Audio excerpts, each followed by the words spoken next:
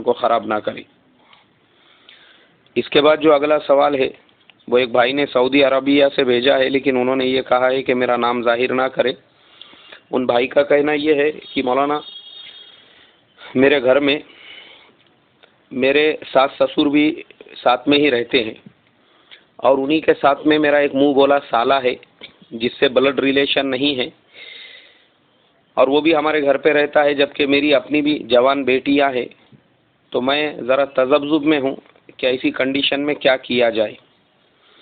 तो भाई हमारे जिन्होंने ये सवाल पूछा है, आप पहली फुर्सत में अपने ससुराल वालों से साफ अल्फाज में ये कहे कि आप अपने लड़के को, जिसको आपने मुंह बोला बेटा बनाया है, अपने साथ में रखें, मेरे घर में ना रखें।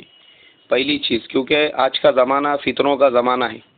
आज के ज़माने में ऐसे ऐसे हादसे और वाक़ये सुनने को मिल रहे हैं कि लोग अपनी सौतेली बेटियों के साथ में भी बदकारियाँ कर रहे हैं। लोग इतने ज़्यादा हिंदुस्तान के अंदर तो ख़ास तौर पे अंधे और जलील बन चुके हैं कि छोटे छोटे बच्चियों से भी जिना और बदकारी के वाक़यात यहाँ पे रोज़ाना हम लोग न्यूज़पेपर वगैरह के अंदर पढ़ते हैं। तो एक ही घर के अंदर आपकी जवान बेटियाँ भी है और एक मुंह बोला साला भी है जिसके साथ में कोई ब्लड रिलेशन नहीं है और ना ही वो आपके बच्चियों के लिए महरम है।